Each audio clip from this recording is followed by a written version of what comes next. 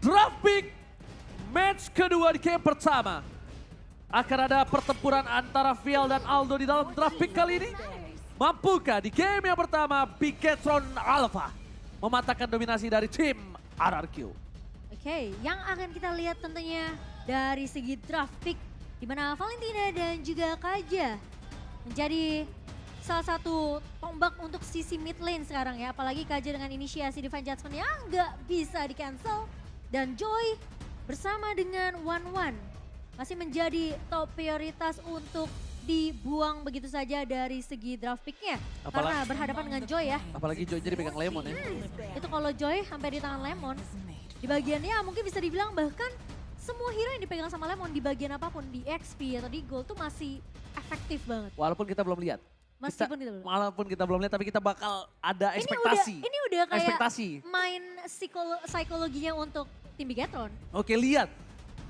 RRQ berhasil melakukan respect terhadap seorang Moreno. Kita tahu di mana Moreno ini adalah salah satu player yang cukup berbahaya menggunakan Eve-nya. Power Eve-nya, dia bermain dengan positioning-nya juga bagus dan bahkan tidak ada cover terhadap para pemain tim RRQ dengan adanya Clay dengan Faramis. No, Faramis for Clay. Dibuka untuk beberapa hero yang cukup power, tapi ini berbalik kembali. Aku dengan adanya Lemon sekarang, hero apa yang akan dimainkan? Ini akankah mereka prioritaskan tetap menuju ke arah Fredrin Jungler?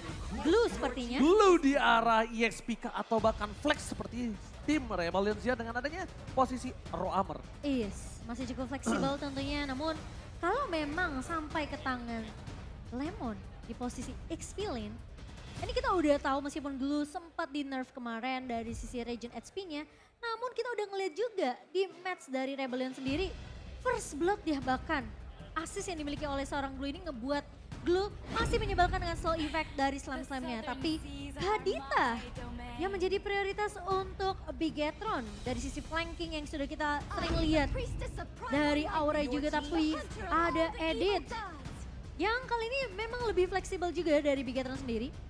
Dari Edit sendiri bisa di posisi roamer, bisa di posisi jungler, bisa juga di posisi marksman. Ingat, di mana Aldo ini di tim sebelumnya dia berhasil melakukan sebuah penitik tempatan hero yang cukup fleksibel. Apakah itu mampu mereka terapkan lagi di Bigetron Alpha? Karena dengan roster yang berbeda tentunya. Betul. Apakah Bigetron Alpha akan sefleksibel itu untuk mengikuti arahan dari seorang Coach Aldo? Dengan kita melihat adanya masih terbuka dengan sangat bebas untuk seorang Freddy dan bahkan tidak ada gold lane yang belum di pick up. Apakah gold lane yang menjadi pilihan? Karena after phase yang ini dia tidak berhasil mendapatkan gold laner lagi.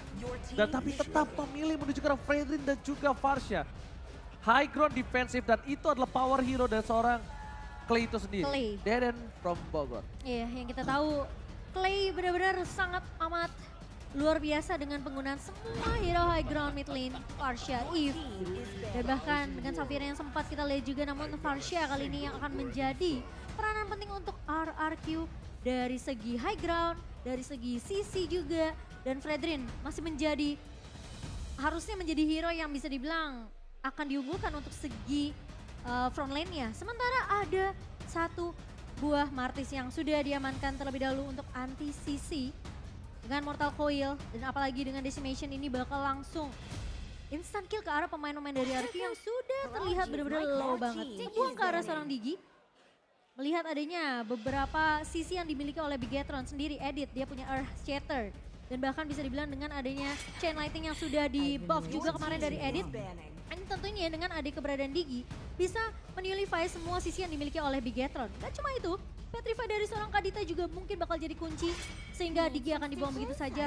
Dan Kari melihat dari tim Bigetron yang belum mengamankan dari sisi bot lane-nya. Kita tahu Kari memang sudah di nerf, tapi hanya di early saja. Tapi di arah late game ini masih benar-benar strong banget. Dengan 8% bahkan dari attack-nya dari seorang Kari ini, true damage-nya masih cukup menyulitkan di arah late game.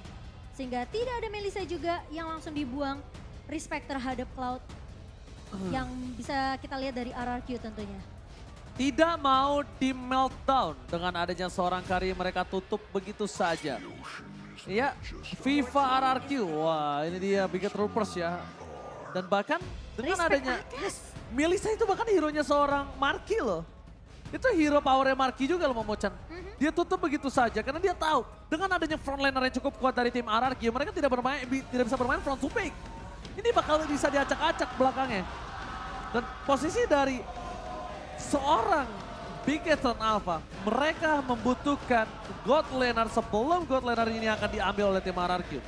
Entah Brody, ya kan? Untungan meltdown seorang Fredrin yang mungkin possibility-nya bisa diamankan oleh seorang Marky terlebih dahulu. Oke, tapi dengan adanya Lolita kali ini. Dengan adanya mungkin ya, ini marksman dengan tipikal range bisa diamankan oleh seorang Skylar. Tapi ingat, masih ada Harit juga yang terbuka dengan lebar. Yang bisa dimana kita lihat sering taruh di area posisi gold lane juga. Kemungkinan besar Marky. untuk seorang Skylar. Oke, Skylar. Ya. Skylar, Harit mungkin kalau menurut aku dengan posisi seperti ini tidak terlalu menjadi prioritas. Mungkin. Atau Moskov. Moskov bermain seperti ini oke, tapi lebih mungkin menurut aku hero yang bisa punya power jarak jauh. Cloud.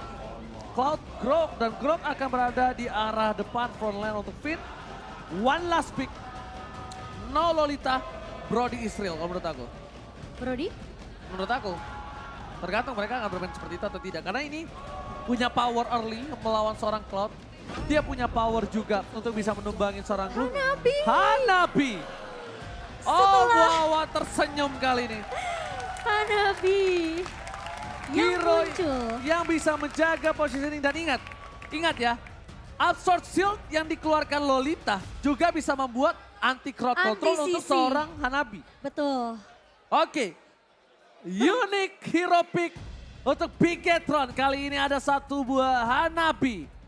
Coach Aldo lagi-lagi memberikan gertakan yang cukup seram untuk para pemain dari tim RRQ. Tapi mampukah Hanabi menjadi satu hero yang efektif? Dan akankah record malam ini dipenuhi oleh Hanabi?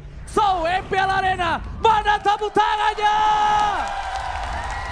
Ini dia untuk game yang pertama. Pembuktian dari kedua strategi analis dan juga coach yang sudah kita lihat dari kedua belah tim akan dibuktikan di game kita yang pertama.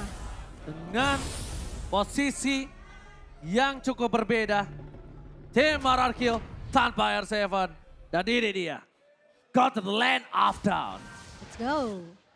Alright, dimana seperti biasa, nge-jungler terlebih dahulu. Dan ingat, Max adalah salah satu sosok orang yang harus ditakuti seorang Albert. Karena ketika Max dulu terbang ke MPL, dia adalah sosok yang paling sering berani untuk mengadu retribution dengan Albert ketika Albert lagi power-power. Dan lihat, Hanabi poking early damage yang sangat kuat didapatkan oleh seorang Marky, bahkan hampir membuat seorang Skylar bisa tumbang. Sampai menimbulkan rotasi yang dilakukan Clay. Karena harusnya, biasanya ketika Clay menggunakan satu buah Parsha, rotasi yang dilakukan itu menuju ke arah EXP lane-nya. Iya, tapi ini dipaksa ya, sampai harus Skylar-nya di cover habis-habisan dari 1 menit pertama. Dan ada fun fact by Grab, di mana Bigetron Aldo dengan racikan pada season 9 dan season 10 ini memberikan hero pool terluas bersama dengan pemain-pemain dari Onyx. Dan jadi tentunya yang akan kita lihat juga apakah Bigetron Alpha juga akan dipaksa untuk memperluas hero pool mereka di season ini. Ini salah satunya. Mereka dipaksa untuk bermain dengan Hanabi dengan adanya Hanabi. power buff yang dimiliki. Dan itu sangat-sangat maksimal kalau bisa aku bilang. Membuktikan kenapa maksimal, lihat posisi dari seorang Skylar yang harus pulang. Dan bahkan di arah top lane sana, ada Lemon yang bergerak mencoba untuk menutup ke arah pergerakan Firnocure. Max mencoba memberikan sedikit permainan, Albert is coming. Tapi lihat, ketokan yang dimiliki dari seorang Albert tidak berhasil menumbangkan seorang Firnocure. Hanya memukul mundur, yang tandanya keuntungan dari segi objektif akan coba didapatkan oleh tim RRQ.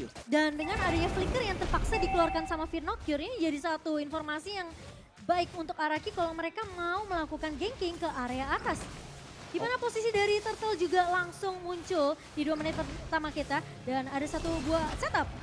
Oke, tapi di depan sana, Moreno fokus ke arah seorang Albert. Gak ada lagi satu buah wave dan di sisi sebaliknya berspot. Didapatkan dari bottom lane. Membalikan kembali kanan. Double kill. 4 akan didapatkan seorang Albert. Finn harus menjadi korban pertama. Tapi lihat, di arah Finn Lemon versus Key. Mencoba untuk dipukul mundur begitu saja. Lemon masih mau lebih. Lemon is back. Kali ini berhasil menumbangkan Key. Dan 1 point kill plus 2 assist adalah harga yang mahal untuk tim dari Bigetron Alpha. Dan bahkan dengan hanya pertukaran 1 pemain yaitu Finn. Dan pemain-pemain dari RRQ mereka berhasil untuk mendapatkan objektif Turtle dan bahkan menumbangkan 4 pemain sekaligus di area rivernya. Sangat disayangkan meskipun tadi dari Finnokir ya. Dia coba untuk menahan pergerakan dari seorang Lemon tapi posisinya Key sudah benar-benar low banget dan kalau kita ngeliat instant replay by Samsung Galaxy S23, ini posisi dari Key benar-benar udah low banget karena 2 pemain Finn dan juga Lemon udah benar-benar fokusnya numbangin dan misahin team fight-nya meskipun sudah di pop up Numen Blast-nya dari seorang Key. Tapi ingat Pak Mocan, appraiser rate itu kalau dipukul ke lantai ada orang apapun itu akan menambahkan health bar-nya. Jadi tumbang atau nggak tumbang, at least dia pukul mengayunkan pedangnya ke arah lantai, itu nambahin darahnya. Jadi itu tadi yang berhasil dilakukan oleh seorang Albert. Dan bahkan lihat, Skylar berhasil mencoba untuk memancing keributan dan Finn, Watchers for defensive, tidak berhasil menumbangkan. Di sisi sebaliknya Albert mencoba membuka rumput satu persatu agar Skylar tidak ada ganking. Ya, tidak akan ada Numen Blast juga. Setup dari Bigetron Alpha agak sedikit ditahan kali ini. Mengingat sudah dipaksakan keluar bahkan. Tadi di area bawahnya, sementara Feeder Astrike coba untuk menangkap Karaki namun belum berhasil untuk ditumbangkan Oji. Oke tapi lihat Finnokir main flanker, Clay berhasil didapatkan, Albert seorang diri, Petrify bahkan udah dikeluarkan, diskala-galai tapi Albert bertahan. Di sisi sebaliknya para pemain ST Bigetron Alpha mereka yang harus kehilangan 1 player. Finnokir, inisiasi yang dilakukan bagus banget, tapi sayang sekali yang di all in adalah Albert. Memiliki power durability yang besar. Momolchan, it's not worth it. Karena mereka terlalu berfokus sama Albert garda depannya yang benar-benar ditabrak oleh Bigetron Alpha. Sementara dari Fredin sendiri dengan kita bisa lihat 2 emblem yang sama dari kedua jungler. Dimana mereka bakal berfokus untuk mendapatkan farmingannya terlebih dahulu. Namun memang dengan adanya cooldown juga yang bisa diamankan oleh seorang Albert di sini bersama dengan seorang Max. Ini mungkin bakal jadi kunci untuk kedua junglernya. Ya mereka bakal coba untuk paksa jadi garda terdepannya yang benar-benar kuat banget. Dan itu yang harus dicari caranya. Gimana caranya mereka menumbangkan Albert yang benar-benar strong banget di area lini depan. Mereka gak bisa fokus sama Albert. Masalahnya Markinya ini juga punya salah satu power loh. Dia punya time bomb. Kenapa aku bilang time bomb? Kalau Marki dibawa ke late game. Yang bisa makan Marki adalah Lemon, tapi Lavender Estate dikeluarkan bersama dengan Watchers. Key masih bisa diselamatkan dan Skylar almost tertakedown. Mundur ke arah belakang bersama dengan Flicker bersama-sama para pemain dari RRQ. Mereka masih mau team fight lebih, tapi Max terberagam. A best to run. Hampir menumbangkan Albert, tapi ternyata decimate. Gak berhasil. Terlalu banyak dari seorang Albert. Follow up damage yang sangat baik dari Clay membuat seorang Max ditumbangkan 2 kali berurut-urut. 3 kali team fight yang dibuka oleh RRQ dan juga Bigetron Alpha. 3 kali mereka terlalu berfokus terhadap seorang Albert. Mereka hampir menumbangkan Skylar, tapi ingat Skylar bawa 1 buah Purify. Yang dimana kalau efek sisi dari Bigetron Alpha Connect, dia pencet 1 buah Purify, dia langsung battle mirror image ke arah backline. Ya, tapi ingat Bigetron Alpha mereka tinggal punya waktu tidak cukup lama. Jangan sampai Lord yang pertama itu bisa mendominasi. Karena lihat, Marki terlalu power, Lemon gak bisa bertahan, split telah dikeluarkan untuk mempertahankan diri dia. Di arah bottom lane, para pemain dari tim Bigetron Alpha, mereka udah mengeluarkan source skill untuk bisa mempertahankan 1 buah posisi Marki yang owning. Marki tinggal butuh waktu saja, dia harus sabar. Tidak boleh terburu-buru, tapi Skylar tidak mau melepaskan waktu itu. Dia benar-benar juga mencoba mengejar ketertinggalan atas god lane-nya. Iya, dan bahkan dengan bisa dibilang resource skill yang dipaksakan keluar dari seorang Numen Blast yang hanya dipaksa untuk numbangin seorang Lemon yang benar-benar tanky banget di area bawah. Dan bahkan dengan posisi ada turret, tapi ternyata Clay ngebuka lagi dengan 1 buah Feeder Strike. Alright, tapi Albert kali ini decimate is on point. Max berhasil menutup dominasi dari seorang Albert. Tidak ada shutdown, Lemon versus everybody, bakal coba dipaksa. Watchers dikeluarkan for defensive. Satu buah namanya blast, tepakan lihat. Bigetron Alpha membalikkan tim fight yang berhasil dimenangkannya. Perfect turtle yang harusnya di depan mata untuk tim RRQ kali ini benar-benar dipatahkan. Skylar hanya bisa memberikan satu buah spray down dengan blasting duet dan tidak melakukan clear minion di mid lane. Bahkan Lemon, fight for everybody, Lemon take down. Moreno berhasil menenggelamkan sang legenda di arah tengah. Wow, dengan 3 pemain yang tumbang dari RRQ.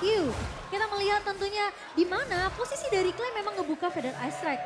Dan dia lagi ongoing juga untuk menyelesaikan satu buah Lightning Truncheon-nya agar combo dari Clock of Destiny dan juga Lightning Truncheon ini bakal lebih menambah dari damage magic power-nya. Sementara kalau kita ngelihat dari Fredrin memang lagi fokus untuk ngebikin satu buah Athena Shield mungkin untuk lebih fokus dengan adanya magical attack yang bisa dikeluarkan oleh seorang Morena di sini.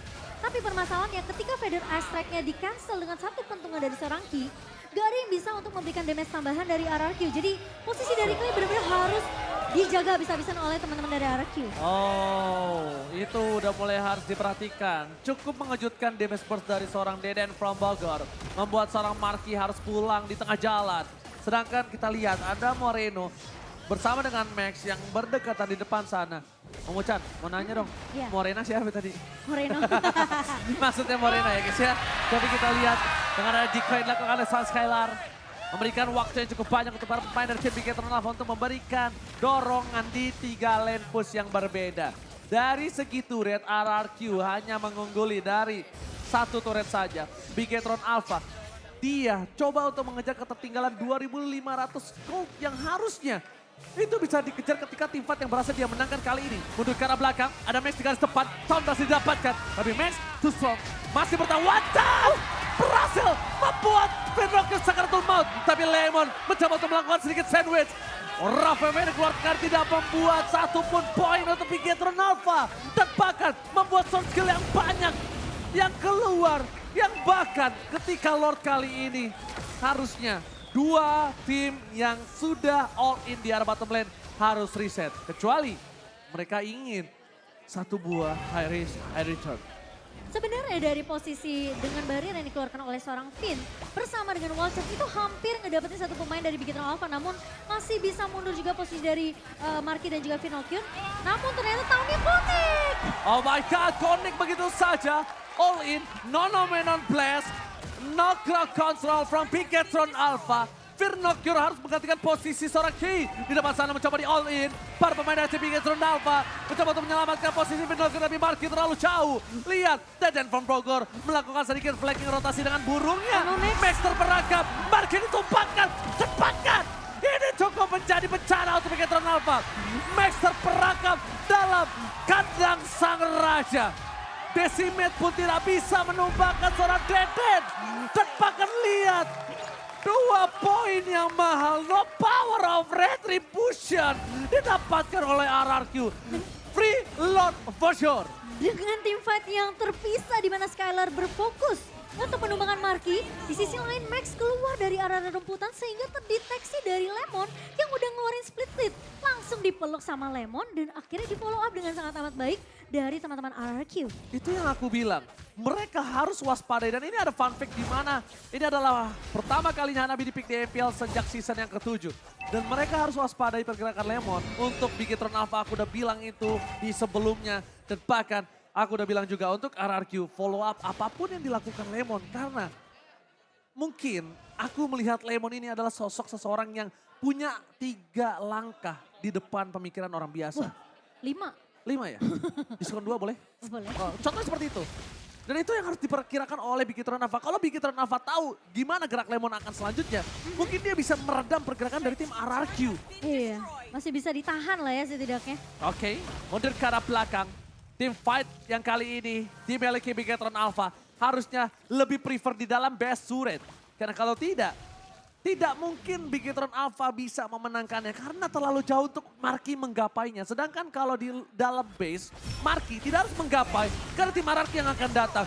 Menuju ke arah depan, Rafael dikeluarkan, mundur ke arah belakang. Base turret belum jadi pilihan tapi Nomenon Blast belum K. Berhasil dapetin 2, mencoba di follow bersama dengan Moreno. Dan bahkan 2 pemain RRQ harus tumbang. Dibalikan kembali keadaannya dan itu yang aku bilang. Mereka harus teamfight di dalam base. Kalau tidak, Marky nggak bisa following up. Dan kalau Marky udah following up, harusnya power dari Bigetron Alpha itu lebih kuat, Momochan. Seperti itu. Iya, padahal Lemon udah mencoba untuk mengcover pemain-pemain dari RRQ yang terkena Numen Blast, namun damage dari seorang Marky di sini dengan Higanbana begitu benar-benar sakit banget sehingga ngebuat pemain-pemain dari RRQ berhasil untuk di meltdown. Dua pemain hilang dan mau tidak mau RRQ pun bahkan gak bisa untuk ngedapetin best turret di area atas. Harus respect dengan damage yang sudah dimiliki oleh Bigetron Alpha, mereka langsung mengambil langkah mundur. Dan perbedaan network yang tadi udah menyentuh hampir angka 5.000 lebih bahkan. Dibayar utang ini ya? Iya, sudah mulai dicicil perlahan tapi pasti oleh Bigetron Alpha. Apalagi ingat mereka memang ngebawa Hanabi, tapi Hanabi ketika udah dapetin beberapa item yang dibutuhkan, ini bakal mungkin lebih sakit lagi. Skylar harus benar-benar dapetin positioning yang baik banget untuk masuk dengan Battle Mirror Image. Dan bahkan ngebuka satu buah Blazing Duetnya tanpa terkena efek sisi yang dimiliki oleh Bigetron Alpha. Dan bahkan Momochan ingat, ini adalah season terambisi dari Bigetron Alpha untuk mendapatkan juara. Kenapa? Mereka mentarik semua yang mereka butuhkan. Mereka tarik coach yang juara, mereka tarik Aldo yang pernah menjuarai MPL. Mereka tarik Firnocure yang pernah menjuarai MDL. Semua DNA juara Bigetron Alpha ini benar-benar mereka akan melakukan all in dalam season yang ke-11. No matter what, gak peduli yang di depannya ada siapa, mereka akan coba lawan. Itu yang harus diperhatikan tim RRQ. Yeah, RRQ harus sadar kalau ini bukan kelinci yang biasa mereka lawan. Ini kelinci yang sudah berevolusi. Wow, benar. Jadi perlu diperhatikan ya. Tapi Lemon sudah membuka bush tadi di area bawah dan Moreno udah gak punya raw wave. Tapi Clay ini positioningnya yang harus hati-hati juga, Ji. Oke, tapi bukan begitu saja. Permasalahannya di mana Master berangkat di depan sana. Nomor 16 coba untuk cover, tapi lihat. Satu buah Feather Astrek berhasil menutup pergerakan dari seorang Max. Hanabi in power. Kali ini gak bisa dibendung. Lemon pun langsung hilang sejenak. Lihat Hanabi di lane-nya wajar. Lemon kali ini tidak bisa ada teamfight, tapi Deden from Bogor menjawab jawaban atas kematian sang legenda. Sedangkan Albert di arah belakang sana harus mundur, tidak ada power. No Marky, no party. Iya, dan bisa dibilang udah bagus banget sebenarnya dari RRQ. Mereka berhasil untuk dapetin keuntungan yang bisa dibilang bahkan itu nggak perlu dipaksakan dari segi team fight-nya. Karena mereka berhasil nyulik Max-nya duluan, dapetin Lord-nya meskipun Lemon harus menjadi korban. Tapi setidaknya ya, kali ini harusnya agak sedikit bermain sabar dari RRQ sembari menunggu Lord-nya udah mulai ngegebrak di area threat base. Base-nya telah dipecahkan, mundur ke arah belakang. Para pemain tim Bigetron Alpha mencoba untuk mendapatkan satu buah poin kill dari top lane dan ditutup begitu saja. Tapi lihat, Wild Charge menuju ke arah Max, Ngamen Blast dikeluarkan. Surprise attack, happy birthday Moreno. Tiba-tiba menutup pergerakan dari seorang Skylar. Skylar ditumbangin begitu saja membuat power dari tim RRQ langsung drop side. Dan para pemain dari tim Bigetron Alpha kembali lagi bisa mereset. Lagi dan lagi satu hal yang dilakukan Bigetron kali ini, Momochan. Dia membuat waktu untuk Marky. Iya, dan bahkan follow up setup yang dibawakan oleh teman-teman dari Bigetron Alpha ngelihat dengan Numen Blast yang 2 kali di pop up juga sama Ki di area atas. Lagi-lagi RRQ gak bisa memecahkan turret base di area atas meskipun turret base di area mid sudah hilang. Tapi dengan flicker yang masih dimiliki oleh seorang Ki ini ngebuat Bigetron Alpha masih bisa menahan gebrakan yang dibawakan oleh RRQ menuju base dari Bigetron Alpha. Dan sebenarnya RRQ itu udah benar-benar hatam banget. Tapi kali ini Finn terpaksa menggunakan Wild Charge untuk mundur terlebih dahulu. Untungnya dari segi Lord muncul kembali dan ini ada player call di mana Skylar memimpin 13.000 tapi Marky mencoba untuk menyusul dan menuju ke arah late game, Momochan. Iya, ini masih bisa dikejar sih sama seorang Marky apalagi sekarang perbedaan networknya mulai mengecil. Di menit ke-16 kali ini menjadi 2,4k itu dari sekitar 5 ribuan. Dipegang, diungguli oleh RRQ. Seperti yang tadi aku udah bahas, RRQ memang sebenarnya udah peka dengan setup inisiasi Numen Blast yang dibuka sama Ki. Dan mereka berusaha untuk kabur dari situ tapi ternyata flicker yang dikombokan oleh Ki ini ngebuat RRQ tentunya mereka nggak bisa mudah untuk masuk langsung end base ke arah teman-teman dari Bigetron Alpha. Yes, dan buat kalian semua yang di rumah yang pengen nonton kayak Sobat Mobile Legends yang ada di MPL Arena, kalian bisa langsung beli tiketnya hanya di Blibli, scan aja di bawah ini. Jangan sampai kehabisan dan nonton tim idola kalian secara langsung. Ya, jangan lupa ya guys ya, scan-nya di bawah ini.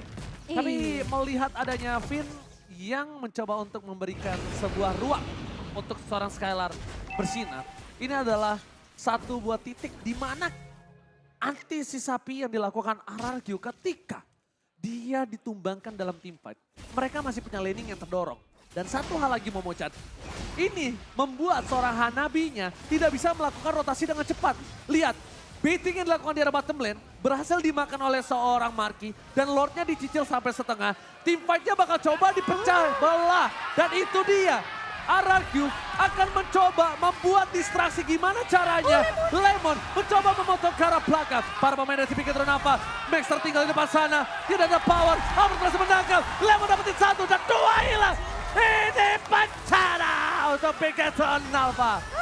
Ditutup ternyata dan Moreno hilang juga Oji. Moreno pun menjadi korban ketiga.